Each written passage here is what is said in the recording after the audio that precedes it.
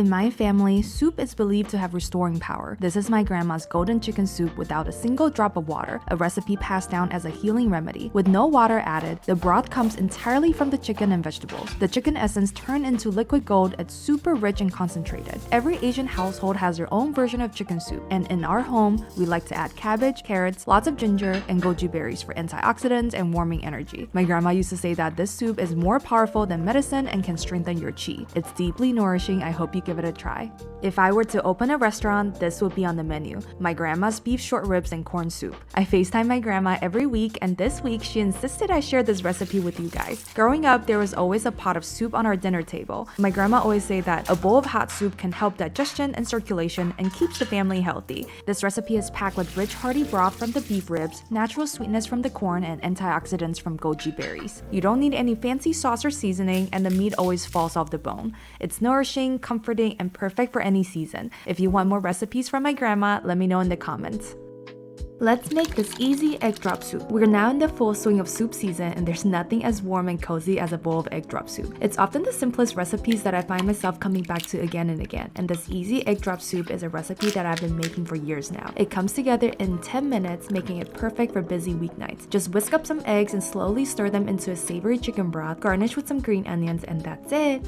Unpopular opinion, but I would pick Thai green curry over red curry any day. Thai green curry is made with fresh herbs and spices like Thai green chilies, cilantro, basil, lemongrass, coriander, turmeric, and kaffir lime leaves. It has a fresher and milder aromatic flavor. You can either enjoy it over a bowl of rice or, my favorite way, over some homemade wontons. Just boil the wontons along with some veggies and wait till they float to the top. Pour the Thai green curry over your wontons, then garnish with green onions, red Thai chili pepper, fresh basil, and there you have it. Here's how to make homemade chicken stock. It is rich in flavor and contains lots of minerals, nutrients, and collagen. I use this as the base of all my soup, like this wonton soup and egg drop soup. First, add your chicken bone to a large pot of water. Bring it to a boil to get rid of that foam and scum. If you're using rotisserie chicken carcass, you can skip this step. In the same pot, add onion, carrots, celery, green onions, garlic, and ginger. Cover with water, then bring it to a boil. Add 2 tablespoons of cooking wine, then cover with a lid and let it simmer for at least an hour. Simmering for a longer time will result in a more concentrated stock. All that's left to do is strain the stock, let it cool down, and then transfer it to a big jar. The stock should last about 5 days in the fridge and a few months in the freezer.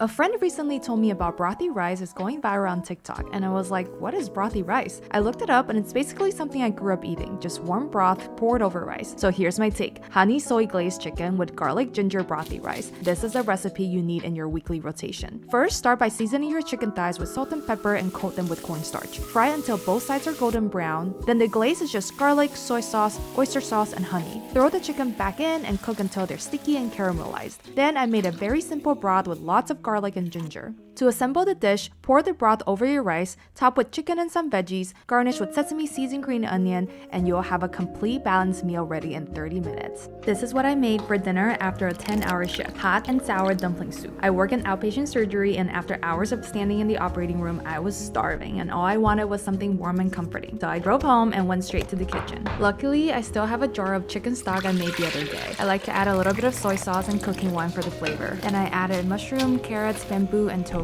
Simmer for a few minutes, then slowly pour in the cornstarch slurry and 2 eggs. I also boil some frozen dumplings. I always have a stash of emergency dumplings in the freezer in case for days like this. This soup is so simple, comforting, and exactly what I needed after a long day. Let's make Budae Jjigae, or Korean army stew. I call this dish my lazy girl dinner because all you need to do is throw everything together in one pot and let it cook. Start by combining soy sauce, mirin, Korean chili flakes, sugar, gochujang, garlic, black pepper, and set it aside. Then in a shallow pot, I added spam, onion, sausage, tofu, rice cakes, enoki mushrooms, and kimchi. Add the sauce in the middle, then pour chicken stock on top and bring it to a boil. Once the stew starts boiling, add ramen noodles and 2 slices of American cheese. Cook for a few minutes and that's it. Let's make curry udon soup with milk. If you love Japanese curry, you would love this creamy curry udon. Adding milk gives the curry sauce a smooth and creamy texture with a hint of sweetness. To make it, start by sauteing garlic and onion over medium heat until fragrant. Then add mushrooms, soy sauce, chicken broth, and thinly sliced beef. Bring it to a boil and let it simmer for a few minutes. Add milk and a block of Japanese curry and stir until well combined. In the end, add cooked udon noodles, garnish with green onion, and that's it. Let's make Mille-feuille Nabe, which is a Japanese 1,000-layer hot pot made with napa cabbage and pork belly slices. slices. This is a super easy and delicious one-pot recipe and a great way to add more vegetables into your diet. First, wash and chop your Napa cabbage. Then layer shabu meat slices in between each of the leaves. Chop the cabbage layers into 4 equal parts, then arrange them in a pot along with some ginger slices. Fill the center with mushroom or any kind of vegetables you want. For the stock, combine soy sauce, mirin, dashi powder, salt, and water. Add the stock to the pot and simmer for 8 to 10 minutes, then that's it. It's the new year, and while some things change, my love for lazy one-pot dinners does not. And tonight we're making a one-pot sukiyaki. It's one of those dishes that feels extra comforting, especially when it's cold outside. Everything cooks together, so there's no extra pans or complicated steps. The sukiyaki sauce base is just mirin, sake or water, soy sauce, sugar, and hondashi. You can use any protein and vegetables you like. Here I'm adding Napa cabbage, enoki mushroom, shiitake mushroom, carrots, tofu, and thinly sliced beef. Pour the sauce over everything, let it simmer, and that's it. Let's make a one-pot Thai curry ramen soup. This comforting dish combines the rich and spicy flavors of Thai red curry with the chewy and tender texture of ramen noodles. Work has been super busy and stressful for me lately, so a simple recipe like this curry ramen soup is perfect when you don't have the mental capacity to cook but still want to enjoy something that feels like a warm hug. The curry broth is made with garlic, onion, chicken stock, coconut milk, fish sauce, and kaffir lime leaves, and it comes together in 15 minutes. You can add any toppings like shrimp, vegetables, tofu, or other proteins. Garnish with Thai basil and chili pepper, and that's it. One of my favorite memories with my mom is making wontons together, especially these juicy shrimp wontons. Growing up, my parents worked almost every day, 16 hours a day at their restaurant, so I didn't get to see them that much at home. But after school, I would sometimes go to the restaurant and do my homework in the back. When I finished, my mom would call me over to help her out. She would show me how to stuff the shrimp filling inside the wrapper and tuck each corner to seal the edges. After we're done, she would make me a bowl of hot shrimp wonton soup made with chicken stock, a dash of soy sauce, and white pepper. That tiny moment of just me and her sitting together side by side has become one of my most cherished moments. If I were to open a restaurant, this would be on the menu. This is my grandma's Taiwanese pork and daikon soup. Not only is this daikon soup high in protein, it is also rich in vitamins, minerals, and collagen. This soup is comforting and soothing, and it's just what I'm craving whenever I'm sick or if it's cold outside. My 90-year-old grandma always swears that this is her secret to long and healthy life. This recipe has been passed down for generations, to my mom and now to me. It only requires 10 minutes of prep work, and then the ribs are cooked until they're super tender and fall off the bone. I hope you try it, and I hope you and your family love it as much as I do.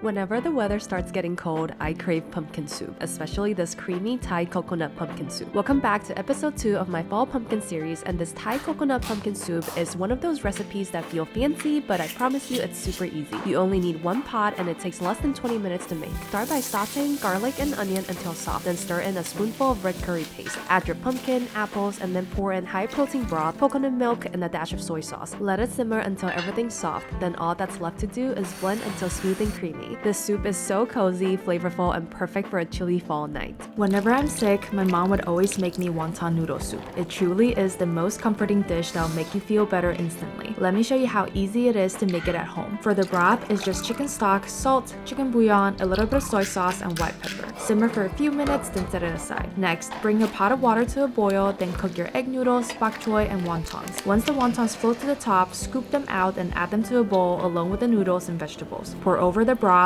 and you've just made the most delicious and comforting noodle soup. It's officially soup season, so let's make this easy one-pot wonton soup. I have so many memories around this dish. My parents always have homemade frozen wontons on hand, so whenever I'm craving soup, they would always make this for me. The broth is made with ginger, soy sauce, cooking wine, green onion, and fried shallots. It is so easy, comforting, and only takes 15 minutes. All you have to do is bring the broth to a boil, then add your frozen wontons and cook until they float to the top. Add some veggies in the end, and that's it!